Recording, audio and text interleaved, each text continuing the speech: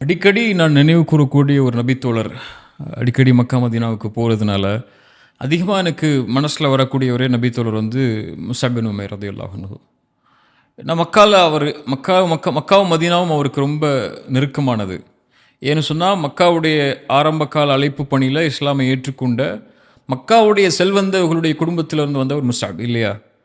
உங்களுக்கு கேள்விப்பட்டிருப்பீங்க. முஸ்அப் உடைய செல்வத்த நீங்க பாதியாக்கி, மக்கால இருக்கக்கூடிய பலருடைய செல்வத்த ஒண்ணு சேர்த்தாலும் ஈடாகாது.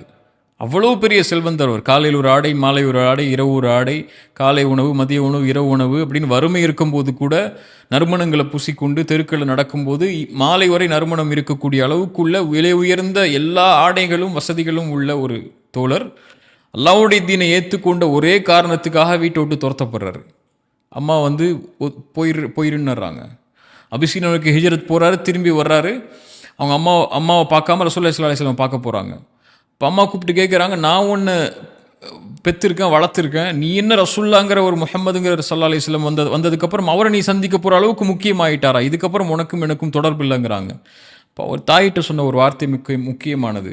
அவர் சொன்ன, தாயே, நீங்கள் என்னை வந்து ஒரு வயிற்றுடைய இருளிலிருந்து, கருவறையுடைய இருளிலிருந்து என்னை வெளியே கொண்டு வந்திருக்கீங்க. ஆனால் முஹம்மத் ஸல்லல்லாஹு அலைஹி வஸல்லம் என்னை இந்த உலகத்துடைய அநீதத்தின் இருளிலிருந்து வெளியே கொண்டு வந்திருக்காரு. அவரை தான் நான் நேசிக்க முடியும் உங்களை விட. அவருடைய பாதையை தான் நான் தேர்ந்தெடுத்து போக முடியுங்கிறாங்க இல்லையா?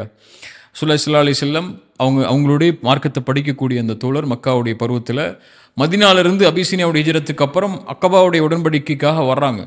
ரசூலுல்லாஹ் மதீனாவை கூட்டு போகணுங்கிற சில எண்ணத்தோட சில தோழர்கள் மதீனாவாசிகள் வர்றாங்க. ஒரு 10 பேர் வந்திருப்பாங்க. வந்து கேட்குறாங்க, எங்களோட யாரையாவது அனுப்புங்க, அவங்க குர்ஆனை சொல்லிக் கொடுக்கட்டும், அங்கே இருக்கக்கூடிய மக்களுக்கு இஸ்லாமை சொல்லிக் கொடுக்கட்டும்னு சொல்லி ரசூலுல்லாஹ் தேர்ந்தெடுத்தது முஸ்அப. 20 வயது கூட இருக்காதவருக்கு அவரை சேர்த்து அனுப்புகிறாங்க. 2வது உடன்படிக்கை மதீனாவாசிகள் அல்லாஹ்வுடைய தூதர் அழைக்க வரும்போது வந்தவங்க 70 பேருக்கும் மேலே. அப்போ அந்த 60 பேர் அதிகமானதுடைய இஸ்லாமிய ஏற்புக்கு காரணம் யார்? முஸ்அப்.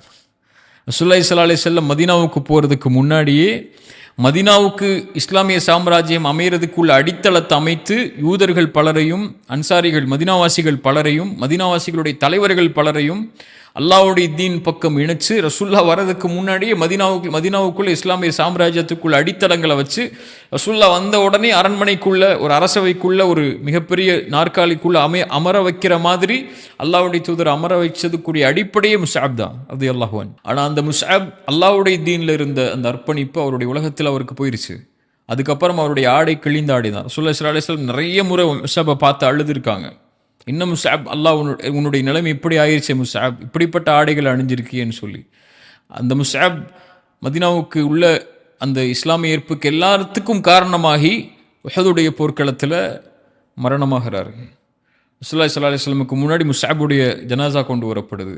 தேம்பி அல்லாஹ்வுடைய தூதர் அழுகிறாங்க ஹம்சாவுடைய ஜனாசாவுக்கு அப்புறம். ஏன்னா முஸ்அபோடு அல்லாஹ்வுடைய தூதருக்கு இருந்த நெருக்கம் அவ்வளவு நெருக்கம். அதுவும் ரசூலுல்லாஹி ஸல்லல்லாஹு அலைஹி வஸல்லமுடைய தோற்றத்தை ஒத்த தோற்றம் மாதிரியே இருப்பார் முஸ்அப். அதனால் உஹதுல முஸ்அபுடைய மரணத்தை பார்த்து காஃபிர்கள் வந்து ரசூலுல்லாஹ் மரணம் ஆயிட்டாங்கன்னாங்க இல்லையா? ரசூலுல்லாஹ் பாதுகாக்கிறதுக்காகவே கொடி எடுத்துட்டு வேகமாக வெளியே ஓடி மரணமான ஷஹீதான சஹாபி அவர். அவருடைய ஜனாசா கொண்டு வரப்படுது. அவருடைய ஜனாசாவை அடக்கம் செய்கிறதுக்காக கஃபன் போடுறாங்க. அவருடைய காலை மூடினால் தலை தெரிந்தது, தலையை மூடினால் கால் தெரிந்தது. இது ஒரு வாயில் வார்த்தையாக சொல்லும்போது ஒரு அடுக்கு மொழியாக இருக்குது. ஆனால் அதனுடைய நிலைமை ரொம்ப மோசமானது இல்லையா? எப்படி செல்வந்தவராக வாழ்ந்தவர் அல்லாஹ்வுடைய தீனை ஏற்றுக்கொண்ட ஒரே காரணத்துக்காக ஒரு நிலைமை முழுவதுமாக தலைகீழாக மாறிடுது. பின்னாடி காலத்தில் ஹப்பாப் சொன்னீங்கல்ல, ஹப்பாப் மிகப்பெரிய தியாகம் செஞ்ச ஒரு நபித்தோழர். முதுகில் தோலே கிடையாது, நெருப்புப்பட்டவருக்கு. ஹப்பாபுக்கு முன்னாடி உணவுகள்லாம் பின்னாடி காலத்தில் ரசூலுல்லாஹ்வுடைய மரணத்துக்கு அப்புறம் இஸ்லாமிய சாம்ராஜ்யம் ரோம் பாரசீகள் அமையும் போது அவருக்கு முன்னாடி வைக்கப்படுது உணவுடைய விரிப்புகள் எல்லாம்.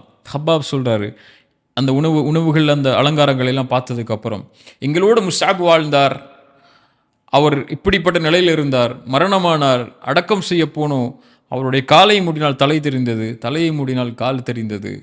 அவங்களுக்கு அப்புறம் இந்த உலகம் எங்களுக்கு விசாலமாக்கிருச்சு. அவங்க சொன்ன வார்த்தை முக்கியமானது. நான் பயப்படுறேன், அல்லாஹ் வந்து நாங்கள் செஞ்ச நலவுகளுக்குரிய கூலியை இந்த உலகத்திலேயே அல்லாஹ் முற்படுத்திட்டானோ, கொடுத்துட்டானோ, அதனால தான் எங்களுக்கு இவ்வளோ வசதிகளும் அவங்களுக்கு அப்படிப்பட்ட ஏழ்மையான மரணமும் அல்லாஹ் கொடுத்தானோ அப்படின்னு சொல்லி ஹப்பாப் நினைவு கூர்ந்தாங்க.